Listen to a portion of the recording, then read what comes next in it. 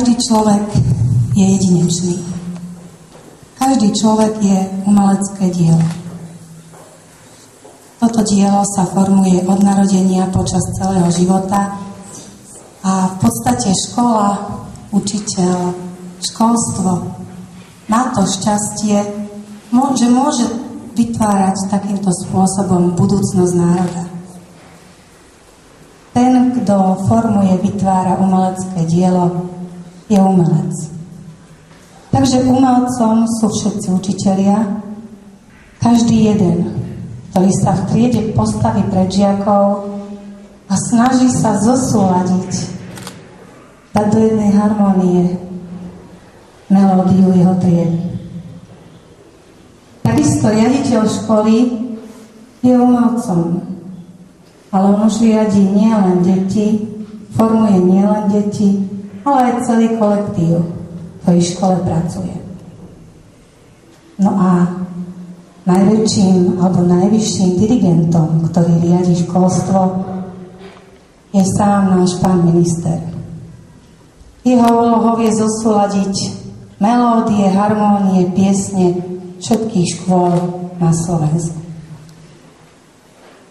Mňa osobne ako riaditeľku tejto školy teší, že dnes medzi nami môžeme privítať ministra školstva Slovenskej republiky, inžiniera Eugena Juzicu, spolu s jeho spolupracovníkmi, že dnes na pôde školy môžeme privítať všetkých vás, tí, ktorým ste nám pomáhali, tí, ktorí nám pomáhate, stojíte pri nás. Hovorí sa, že usmiatý, veselý, príjemný návštevník alebo príjemná návšteva prináša šťastie a dobro do domu. Vy všetci ste dnes pre nás šťastím. Každý, kto rozdáva pohodu, šťastie a lásku, tak sa mu to väčšinou dvojnásobne vráti. Za seba, za celý kolektív, za všetky deti na našej škole vám zo srdca želám, aby sa vám to, čo ste dnes k nám priniesli, dvojnásobne vrátilo. Nielen v blízkej, ale aj v ďalekej budúcnosti. Ďakujem za všetko, čo ste pre nás urobili a čo pre nás robíte.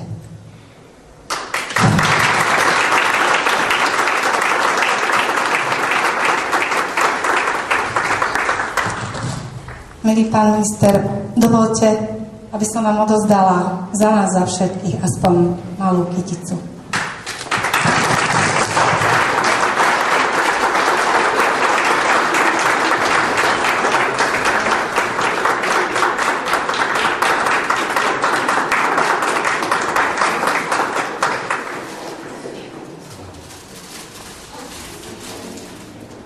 Tak neviem presne, aký je scenár, ale väčšinou to tak býva, že sa predpokladá, že aj ja niečo poviem, keď prídem.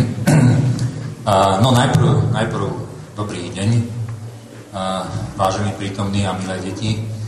Chcel by som, musím vysvetliť, prečo som meškal, lebo ja si nemyslím, že svet má tak fungovať, že na ministra majú všetci čakať, všetci majú chodiť presne. Dnes to ale bolo spôsobené tým, že bolo rokovanie vlády, ja som na ňom bol, súčasne prebieha rokovanie parlamentu, niektorí ministri museli odchádzať na rokovanie parlamentu, obhajovať svoje zákony, ktoré predkladajú. Tým pádom klesol počet ministrov na úroveň, pri ktorej hrozilo, že vláda nebude uznášania schopná, takže som nemohol odísť.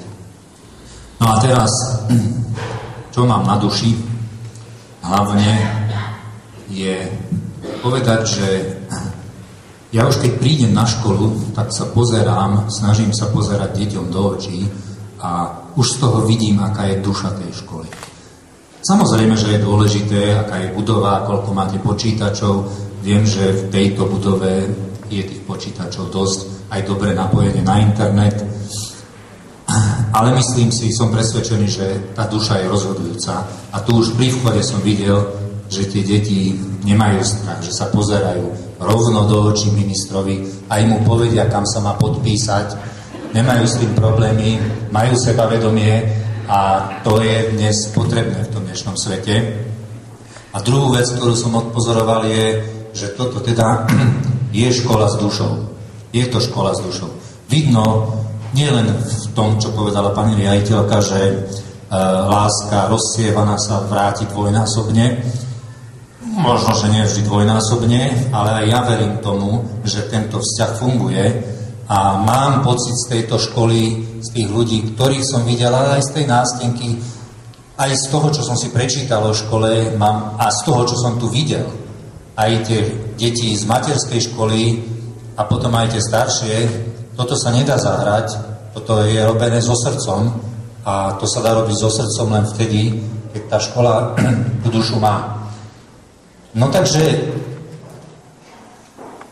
beriem to poďakovanie, samozrejme aj to bolo urobené teda s dušou, ani to sa nedá zahrať až takto. Beriem to poďakovanie za tú pomoc materiálnu. Samozrejme, my by sme boli radi, keby sme mohli prispievať viac a viacerým, ale nebudem dlho hovoriť, vieme všetci, že nechceme ísť gréckou cestou, čiže má to svoje hranice. Každopádne chcem poďakovať všetkým, ktorí prispievali a pomáhali aj tomu materiálnemu zveľadeniu, ale najmä tým, ktorí budovali tú dušu. Viem dobre zo štatistík, že naši učitelia, a teraz to hovorím ako ekonóm, majú nízke mzdy. Viem to, ale napriek tomu naše školstvo drží krok so svetom. Podľa medzinárodných prieskumov sme zhruba v priemere, pričom tie mzdy sú naozaj pod. Takže nie je možné, aby bolo také bez lásky k deťom. Takže ďakujem všetkým tým učiteľom, ktorí tu nechali aj v minulosti kus svojho srdca. Ďakujem rodičom, ktorí s nimi budujú tie vzťahy a želám vám všetkým do budúcna, aby sa vám darilo aj budovu zveľaďovať a opravovať, aby aj tých peňazí bolo aj na platy, ale najmä, aby ste si tú dušu udržali čo najdlhšie. Ďakujem za pozornosť.